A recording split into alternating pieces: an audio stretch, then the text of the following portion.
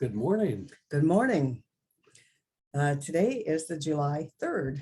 I started to say the 4th of July, but it's the 3rd of July, 2022. And our topic today is Liberate Yourself. And I chose that topic because that's what I've been working with myself with. You're kidding. That's what I've been really working on for my own peace of mind. And it comes from this quote that was by an Indian man from India. And anyway, it says, liberate yourself from misery, illusion, fear, and suffering. Having blissfulness within yourself is real independence. Happy Independence Day to all. And that was printed in the Indian Express by an Indian by the name of Abhinav Rajput, who I do not know. But But, good to know. I think it fits right in line with our teaching because we teach that you create your life through your thoughts, your beliefs, your expectations, and your emotions. And I have noticed that when I'm feeling really unhappy and miserable, all I need to do is check in and say, what is my self-talk right now? What am I saying to myself? What am I telling myself? Because I'm usually telling myself something that makes me feel pretty hopeless and helpless. Mhm. And so then I ask, well, what could I change this to? What's another perspective? How can I talk to myself and tell myself a different story? And I usually can figure that out. And it makes a huge difference in my mood and acceptance of what is. The last week, I've experienced COVID-19 for the first time. We signed up for COVID-17. We thought it was a better deal because it was used and old, but no. We both got COVID-19. Yeah, we both have been having fun the last 10 days or so. And so it's easy when you don't feel good to wallow in negativity. It can even make you irritable. A little bit, Yeah. and very tired. So all of which doesn't help your mood. But, and my voice is still a little hoarse here, you'll And the notice. reason we're sitting on opposite sides than we usually do is if Judith starts coughing, she can leave and we'll just continue like she's here. A fast exit, because I do still have a cough. But all in all, if you are vaccinated, it's like a bad cold. So, You're going to read our. oh yes, I will read our opening prayer. I told you I was fuzzy-headed. So we're going to read an opening prayer by Ernest Holmes, and it starts out in the affirmative. It's an I am. And he says, and I'd like you to think to yourself along this, I am free with the freedom of God. Today, I manifest this freedom in joy.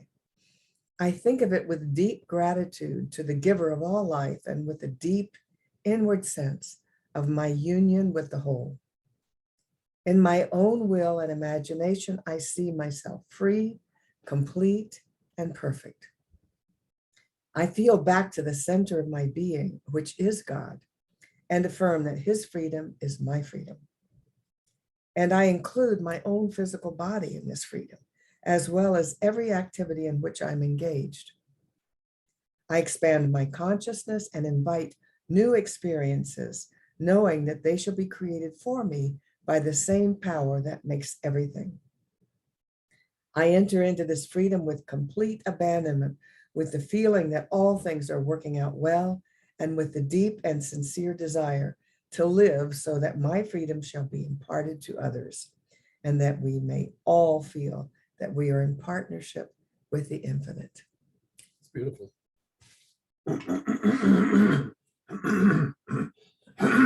Maybe you should sit on this side. Yeah, really. Thank God for getting better. So how do we do this thing of changing our self-talk? Well, it's interesting because the other day when I was at work, a couple of times a day, I take the clients outside.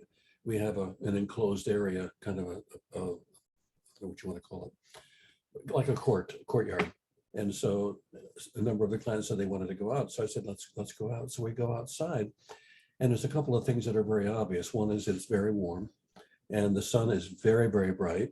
And the first thing that one of the clients did was to say, this sun is so bright, I can't stand this. This is awful.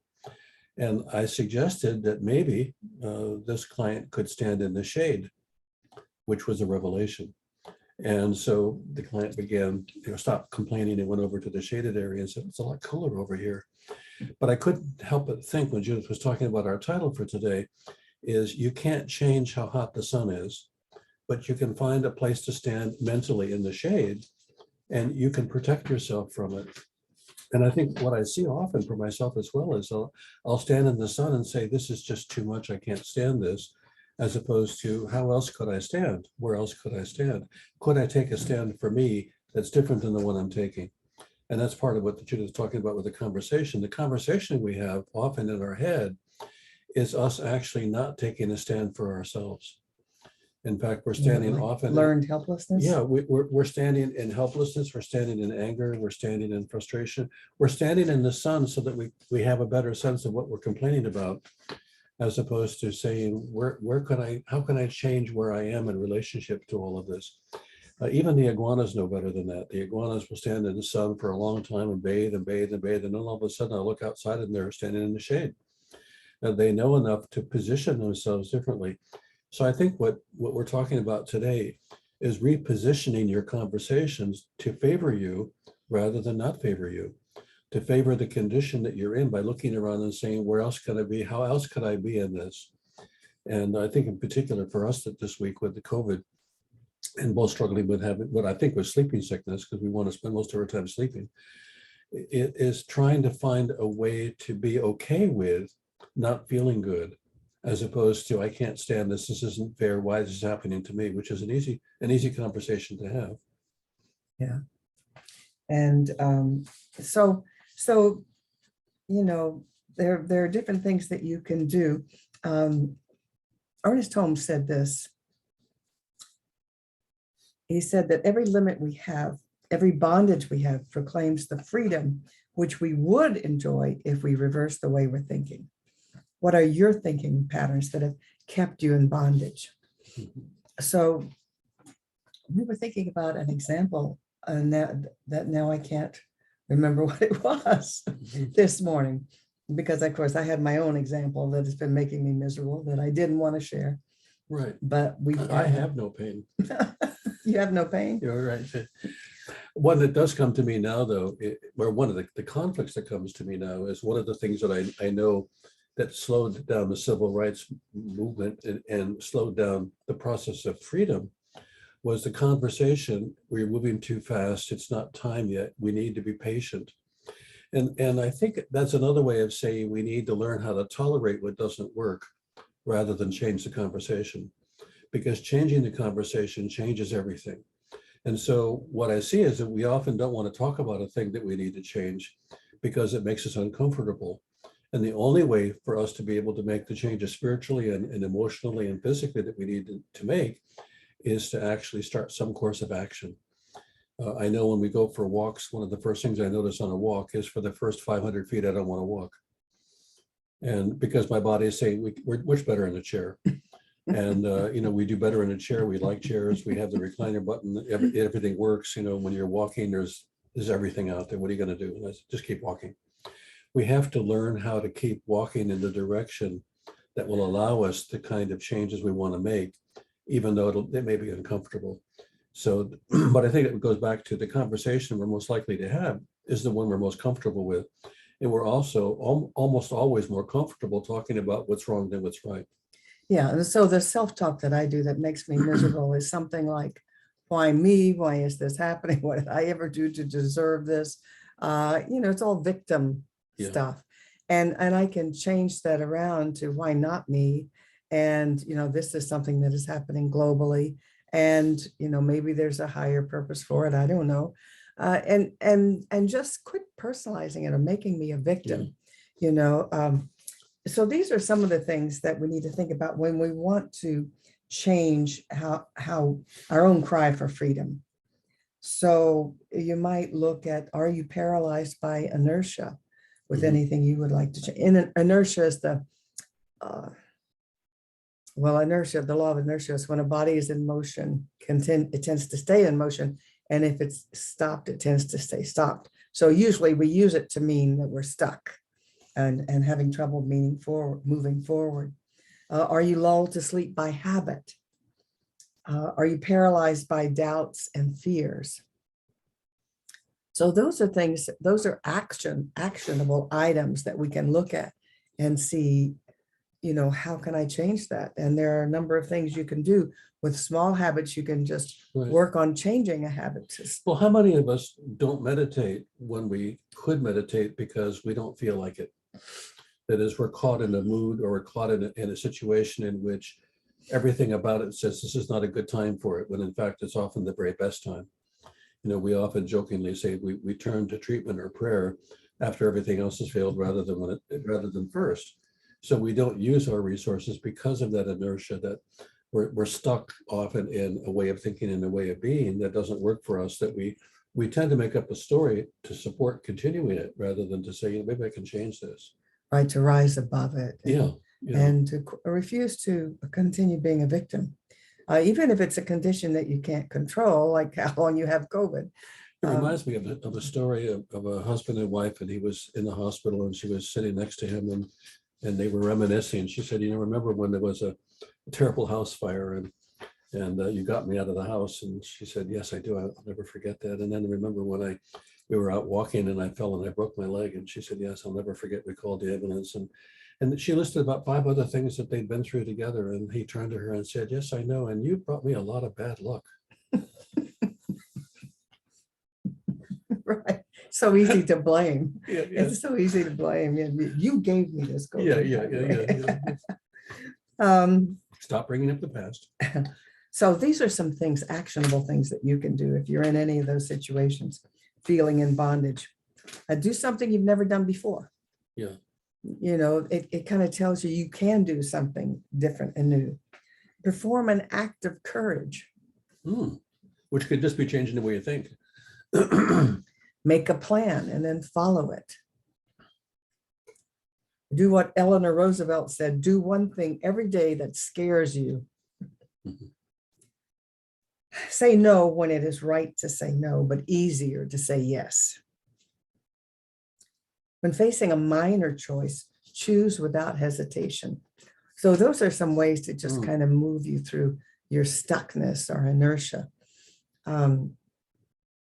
We've been thinking a lot about freedom because it's the 4th of July, and I learned some things that I didn't know. I'm looking for my paper about it. Is it over there? I have no idea. Got papers everywhere. But anyway, it's about the Statue of Liberty. And I learned a lot of things about the Statue of Liberty that I had never known before. We were all proud of the Statue of Liberty. We know immigrants come by there and are so touched by being welcomed by our gracious lady with the lamp. But these are some things that I didn't know. It was devised right around the time that the end of our Civil War, when the proclamation for freedom was made for our slaves. And I don't believe France had slaves. So I thought, how timely was that? It was also designed to be like a 100-year celebration of our Independence. Declaration of Independence, 1776. So it was in 1865 that the idea was born. So that was the end of the Civil War. And here's some things about it you may not know. The statue is 225 tons, and it was brought to the States in pieces. And we had lots of fundraisers for the base, and one of the fundraisers was a poem called The New Colossus by Emma Lazarus. And she wrote it to raise funds. I've got to cough, excuse me. But these words are at the base of the statue now. And they say, not like the brazen giant of Greek fame, with conquering limbs astride from land to land. Here at our sea-washed sunset gates shall stand a mighty woman with a torch, whose flame is the imprisoned lightning. From her beacon hand glows worldwide welcome. Keep ancient lands your storied pomp, cries she with silent lips. Give me your tired, your poor, your huddled masses, yearning to breathe free. Send these, the homeless, tempest-tossed, to me. I lift my lamp beside the golden door. So I just think that's so touching. And we had about 12 million immigrants enter our country from that date when it was up around 1876 to 1954. 12 million immigrants. So that warms my heart to think that all those tired and poor and tempest-tossed individuals got to enter. And it also warms my heart that we didn't get that Statue of Liberty until the slaves in our country were free.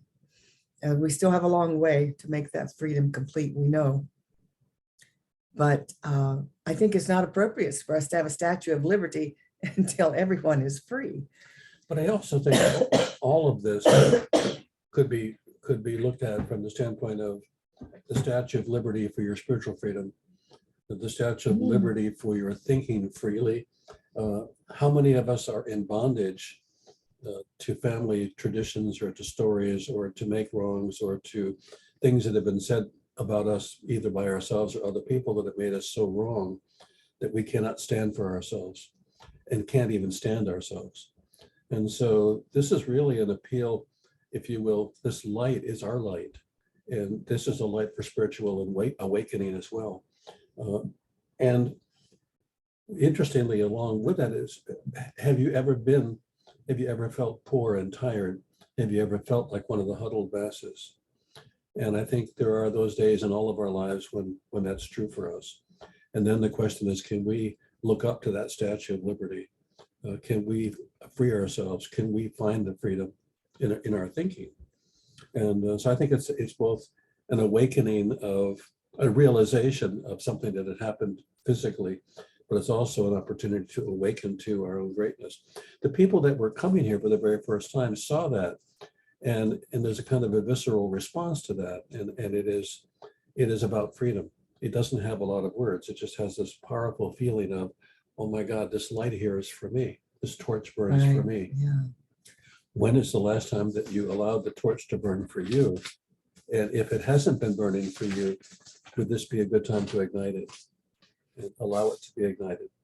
And her original name was not the Statue of Liberty. The original name was Liberty Enlightening the World.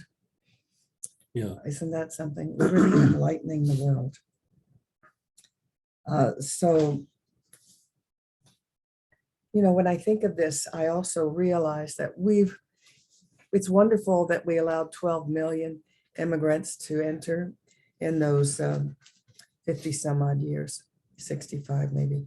But we were not all welcoming as we are not today. No. And it saddens me to remember that all of the innocent Jewish people that were trying to escape Hitler's death sentence, some were allowed into our country, but certainly And not. the majority weren't. The Right? majority were not. And the Italians weren't welcome, and the Irish weren't welcome. In fact, anybody who came later than the ones who'd been here earlier were not necessarily welcome. Right. And any difference. So people ask me, once somebody asked me some time ago, why is it in Boston, when you go to Boston, almost 90% of all the police and the firemen are Irish? And the reason for that is when the Irish originally immigrated to the United States, there were signs up that said Irish need not apply. And the only jobs they could get were in the fire departments and police departments, because those weren't jobs other people wanted.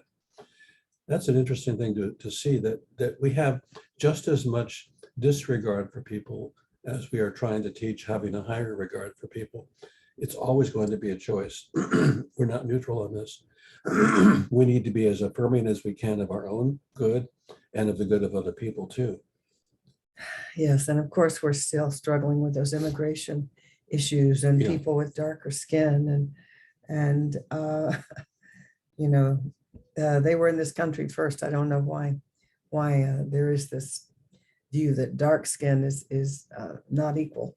It's ridiculous, and they too are relegated largely to servant positions. That's the ones they can easily get, and the jobs that we don't want to do. So I want to bring this back to, have you become a person in charge of your own life, or are you a servant to a life that isn't the one that you signed up for? Are you serving the highest and the best in you, or are you in service to a debt that has been given to you that you've accepted that isn't yours? And I think these are serious questions. I know that when we look at our finances, a lot of us, unfortunately, in fact, I think there was a study that was done some time back where the average American, no matter how much money they make, spends 10% more than they make. And so that means that they're always in debt. And that means they're always in fear at some unconscious level that the debt that they have may eclipse them and they may end up losing everything. And so what I've discovered from that is many of the things we say we have, if we're not careful, those things have us. The question I would ask on this day of liberty is, what things are having you that you thought you had? What things own you that you can give up so that you can have ownership over yourself? You can have dominion over your own beingness. And I think very often we don't realize we become prisoners of the things that we we think are going to serve us. I know when we shop for a car, That's another way of liberating yourself, isn't it? it absolutely is. We shopped for a car some time back, and the dealer, of course, told us something very important. You deserve this. I said, oh my God, I had no idea. How much do I deserve? Up to a $40,000 car. I think you deserve that much. And I said, well, how much will this deserving cost me a month? And they said, not more than $560 a month unless you have $10,000 to put down. And I said, I'm just not that deserving, and the salesman looked at me and said, what do you mean? I said, you see, if I have to pay $550 a month for my car, I won't be having my car. My car will be having me. It'll be, do we go out for food today, or do we buy gas for the car, which, by the way, is also outrageous right now. So, but I'd ask you to look at, in terms of your own personal spiritual liberty, what are the things that you're having that have you in life that keep you from your own liberty, that steal from you your own independence? This is a day of independence, not only for our nation, but it's a day of independence for you to reignite your own independence. Indeed. And so in that regard, we have a wonderful song about freedom to play. But before we do that song, let's see, and it was written by, because he doesn't show up in it, Jean-Baptiste. Jean-Baptiste, yeah. Jean-Baptiste from really, New Orleans, who's fantastic. What a delightful musician, and get interesting to look at the stereotypes, because I talked to somebody recently who saw him and I said, he can sure dance. I said, and he can play, he plays piano too.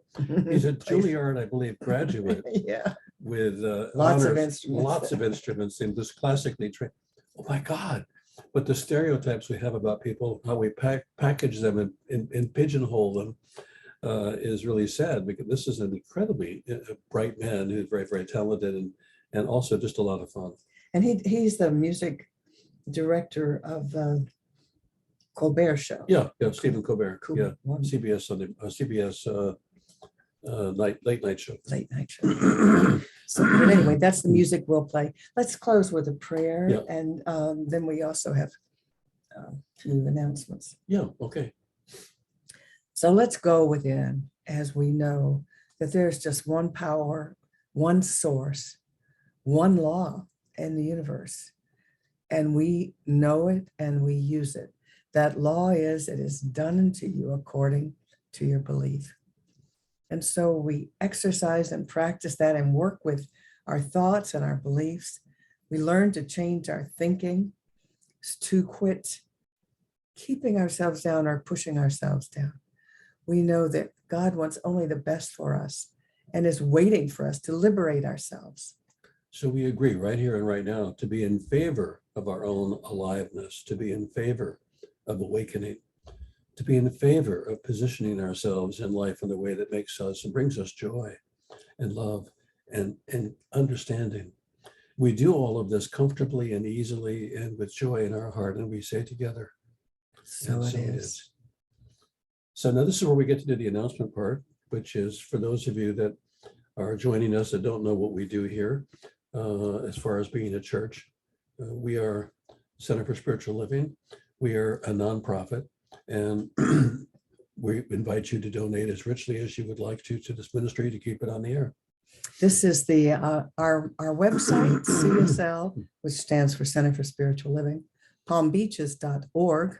And when you go there, you can click on the ways to donate button, and this pops up and shows you how you can support us. But we also like to do this with an affirmation Yes. of our prosperity, affirming that we are prosperous beings. So if you want to say it along with me, my investment today is made with the full realization that God is the source of my supply and returns it to me enriched and multiplied. And so it And is. so it is. And so I do this. And now I have to end.